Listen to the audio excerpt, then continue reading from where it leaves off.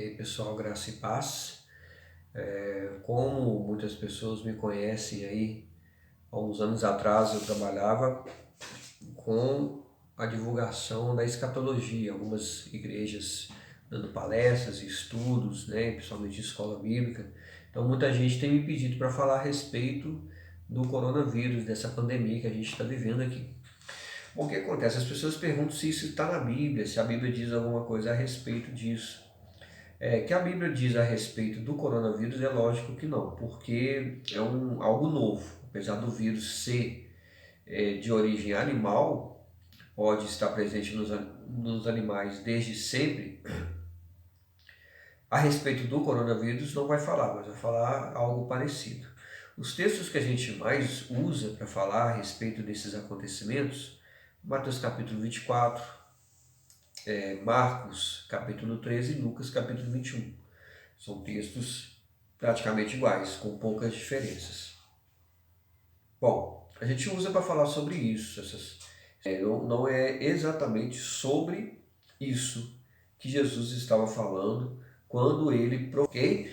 Então, quando ele fala assim, olha, e os discípulos perguntam, e ele fala, Jesus respondendo e disse, acautelai-vos, e estavam perguntando para ele, né, quando isso tudo ia acontecer, Jesus falou para eles, olha, acautelai-vos, para que ninguém vos engane. Porque muitos virão em meu nome dizendo eu sou o Cristo e enganarão a muitos. Bom, aqui eles perguntaram assim, que sinal haverá da tua vinda e do fim do mundo? É interessante que os próprios discípulos perguntam, movidos pelo Espírito Santo, acredito eu, o sinal da sua vinda, pois Jesus não tinha nem morrido ainda. E a Bíblia diz que depois que Jesus morreu, os discípulos entraram em pânico, né? O livro de Atos vai falar que eles se esconderam dentro de uma casa e Jesus teve que aparecer para eles para dar de novo um ânimo, né? E tem aquela história de Tomé, que Tomé teve que tocar na sua ferida, porque eles estavam amedrontados. Mas é que o Espírito Santo de Deus encheu o coração deles, eles perguntaram sobre a sua vinda, sobre a volta dele, o que nós conhecemos como o arrebatamento. Então, quando ele fala que para que tomar cuidado para que muitos não vos engane, né? Que muitos virão em meu nome, e isso é uma ligação direta a Apocalipse capítulo 6, Apocalipse capítulo 2, que vai falar a respeito do cavalo branco, que ele vai vir com um arco na mão e vai falar sobre a besta, né, que emerge do mar.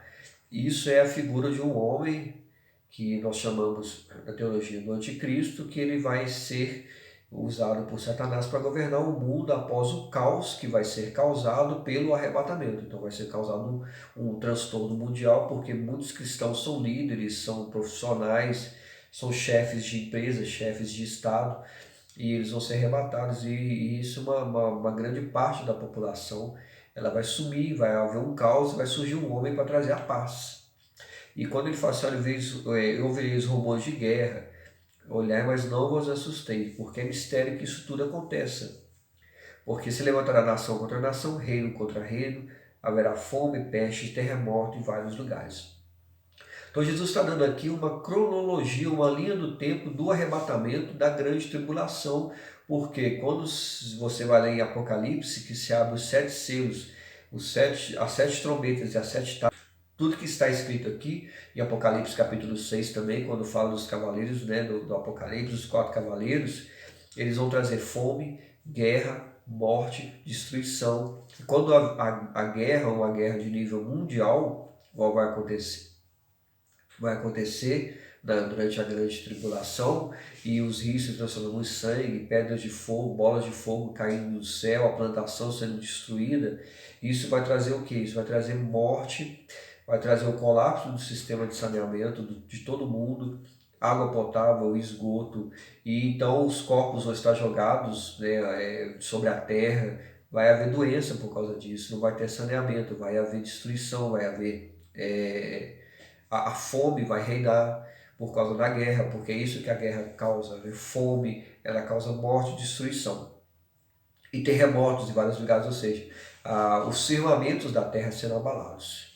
Então Jesus está trazendo essa linha. Nós usamos esses textos sim para pregar o que nós estamos vivendo hoje, mas eles não falam exatamente assim. Por que nós usamos para pregar? Porque nós vivemos sinais, nós vivemos uma divulgação, vamos dizer assim, do que vai ser esse tempo. Nós estamos quase vivendo isso. Ali fala, né, no versículo 8 fala, mas todas essas coisas são os princípios das dores. Porque são 3 anos e meio de uma, entre aspas, paz, apesar de estar acontecendo tudo isso, e depois mais 3 anos e meio de guerra mesmo, de exército levantando contra Israel, pior do que o que ele está relatando aqui. E hoje nós vivemos sinais. Nós vivemos ali o prelúdio do que vai acontecer nesse tempo. Então a gente não pode deixar passar despercebido o que está acontecendo com essas epidemias, com tantas guerras, terremotos em lugares que nunca aconteceram terremotos, agora está acontecendo, fome, a ganância, pai contra filho, filho contra pai, porque nós estamos vivendo um sinal, um prelúdio do que vai acontecer. Isso tem que nos chamar a atenção. E ele continua, olha, então vou nos entregar para seres atormentados, matar-vos-ão, sereis odiados de todas as gentes por causa do meu nome. Nesse tempo muitos serão escandalizados, trair-se-ão uns aos outros, e uns aos outros aborrecerão. Surgirão muitos maus, falsos profetas e enganarão a muitos. Ele está dizendo isso assim, porque, como eu disse, isso ele está já falando da sua vinda, como no início do texto, não é assim? Os discípulos perguntam qual o sinal da sua vinda. Ele fala da sua vinda e de todos os acontecimentos pós-arrebatamento, que é a grande tribulação, o surgimento do falso profeta, do anticristo, da imagem da besta. Muitos cristãos que não estão, entre aspas, vamos dizer assim, aptos para ser arrebatados, não mantiveram a sua vida de santidade, a sua comunhão com Deus e com Cristo a ponto de serem arrebatados, eles ficarão, e isso vai ser cobrado deles uma postura para salvar as suas almas, manter a santidade para salvar as suas almas. Por isso que fala, haverá se escandalizar uns aos outros, gerarão uns aos outros, serão entregues às sinagogas para serem torturados. Porque eles vão tentar. Houve arrebatamento e o cara vai olhar, poxa vida, eu fiquei aqui, tudo que eu li era verdade, tudo que o pastor pregou era verdade, o que o irmão falou era verdade, então eu tenho que recusar a marca da besta, eu tenho que recusar o governo do anticristo para que eu ainda tenha salvação da minha alma. E eles serão perseguidos, né, como nós vimos em Apocalipse capítulo 13, mais tarde eu vou estar falando sobre isso também, em outro vídeo, tá? Então ele continua nessa linha do tempo, nessa cronologia do arrebatamento.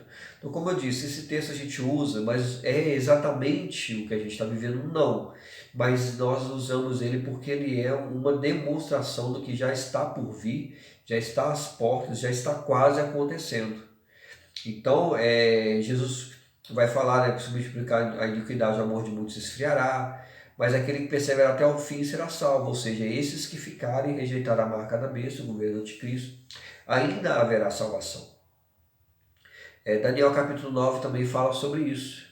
9, 27, propriamente do 21 ao 27, você pode ler, né? Quando podes virdes que a abominação da desolação de que falou o profeta Daniel está no lugar santo, quem lê, o que ele está dizendo? Daniel vai falar que um homem vai fazer um acordo de paz com Israel, Daniel capítulo 9, ele vai reerguer o templo de Salomão que foi destruído, e quando tiver todo mundo achando que ele é um bom líder, um bom pacificador, ele vai sacrificar um animal impuro, provavelmente um porco, em cima do altar, e ele vai profanar o templo.